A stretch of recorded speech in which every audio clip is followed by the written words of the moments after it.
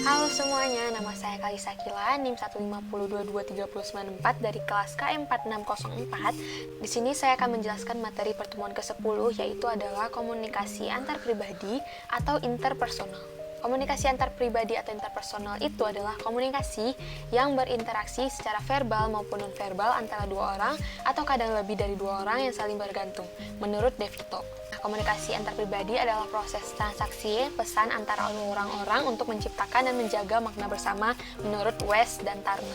Nah, komunikasi antar pribadi juga dianggap sebagai komunikasi yang paling sempurna, dan komunikasi antar pribadi sangat dipengaruhi oleh komunikasi intrapribadi, yang dimana komunikasi intrapribadi adalah komunikasi dengan diri sendiri. Nah, komunikasi interpersonal juga memiliki karakteristik yaitu melibatkan paling sedikit dua orang, adanya feedback dan umpan balik, tidak harus tatap muka, menghasilkan beberapa pengaruh atau efek, tidak harus melibatkan atau menggunakan kata-kata. Nah, dipengaruhi oleh konteks ini ada jasmania, sosial, historis, psikologis, keadaan kultural yang mengelilingi peristiwa komunikasi. Nah, di komunikasi interpersonal juga ada klasifikasinya nih.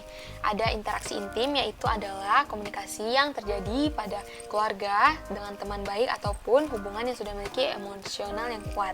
Lalu juga ada percakapan sosial, yaitu interaksi yang terjadi karena adanya interaksi sosial dengan individu lainnya, baik informal maupun dalam bentuk organisasi. Lalu juga ada interogasi atau pemeriksaan, komunikasi yang terjadi karena ada kontrol atau yang kata lainnya adalah meminta atau bahkan menuntut sebuah informasi. Lalu yang terakhir ada wawancara, yaitu adalah komunikasi yang dimana dua individu melakukan percakapan tanya jawab. Nah, di komunikasi interpersonal juga ada tujuannya, yaitu to learn, belajar, to relate, berhubungan, to influence, mempengaruhi, to play, bermain, to help, menolong. Komunikasi antar pribadi juga memiliki efektivitas, yaitu 5 kualitas umum komunikasi antar pribadi, yaitu adalah keterbukaan, openness, yaitu keterbukaan memiliki 3 aspek komunikasi, yaitu membuka diri, self-disclosure, reaksi yang jujur dan spontan, dan memiliki kepemilikan perasaan. Lalu ada empati. Empati adalah merasakan apa yang orang lain rasakan dari sudut pandang orang tersebut tanpa kehilangan identitas diri sendiri, menurut De Vito.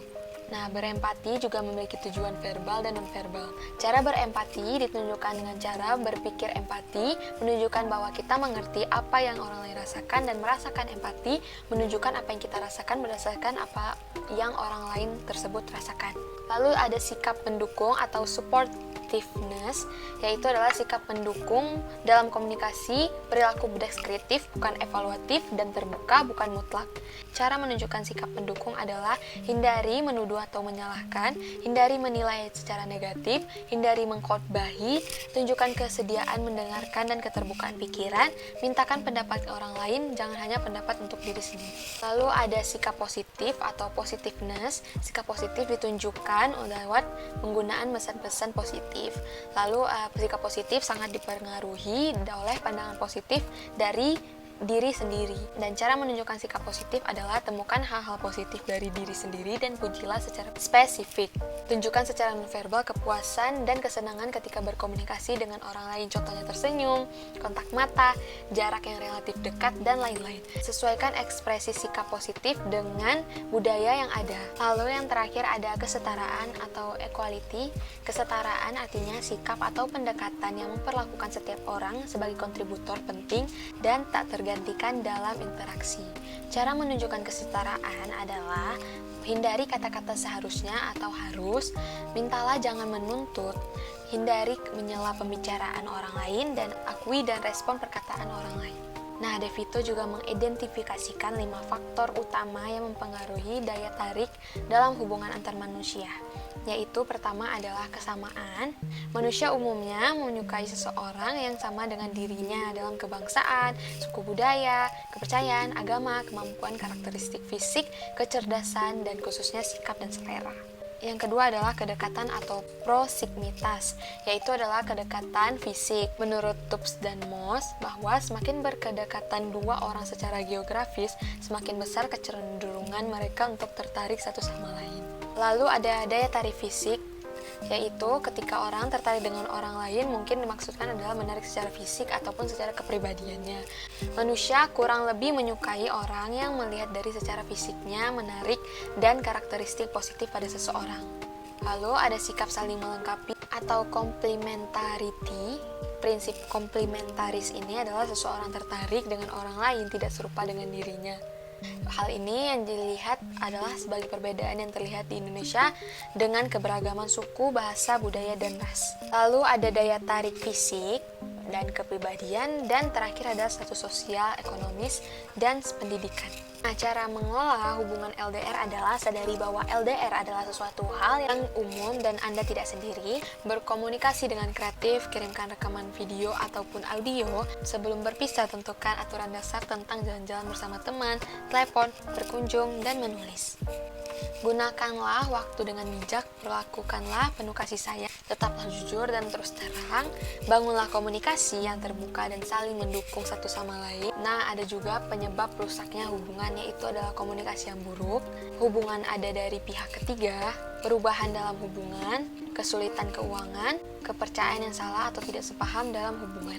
Nah, ada juga tanda-tanda dalam kerusakan hubungan, yaitu adalah menarik diri dari hubungan, kurangnya membuka diri, berbohong, pesan positif berkurang, dan pesan negatif bertambah. Cara memperbaiki hubungan adalah kenali apa yang terjadi masalah eksternal maupun internal. Lakukan penyelesaian konflik dan komunikasi yang produktif, jujur, solution oriented, tanpa menyalahkan. Cara mengatasi putusnya hubungan, yaitu putuskan siklus kesepian, depresi, tingkatkan rasa percaya diri, hilangkan atau hindari simbol-simbol yang mengganggu, hindari mengulangi pola yang salah berulang kali. Nah, ada seorang penulis bernama Richard Templars juga membuat buku The Rules of Love, The Rules of Life, The Rules of Work, The Rules of Money, The Rules of Management, The Rules of Parenting. Nah, di sini di buku The Rules of Love, Richard Templars membahas tentang advice of love, yaitu adalah aturan untuk menemukan cinta. Jadilah diri sendiri. Anda tidak akan bahagia dengan pasangan Anda jika Anda tidak bahagia dengan diri Anda sendiri. Pilihlah seseorang yang bisa membuat Anda tertawa. Kenali seseorang melintasi segala musim sebelum Anda membuat keputusan yang besar. Maksudnya itu adalah kita mengenali seseorang dalam beberapa waktu saat sebelum kita mengambil keputusan yang besar.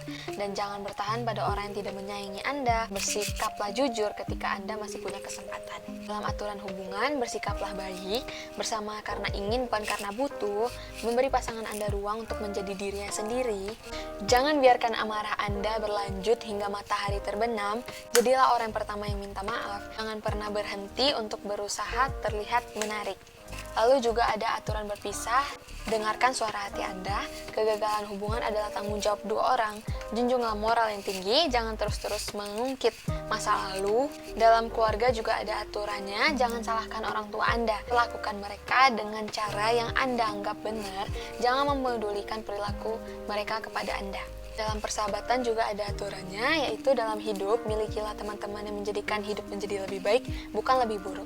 Carilah teman yang menyukai kebenaran. Dan yang terakhir adalah aturan untuk semua orang, yaitu adalah rasa bersalah adalah emosi yang egois. Cinta sama dengan waktu. Semakin banyak yang Anda berikan, semakin banyak yang Anda dapatkan. Sekian penjelasan materi dari saya. Terima kasih sudah menonton.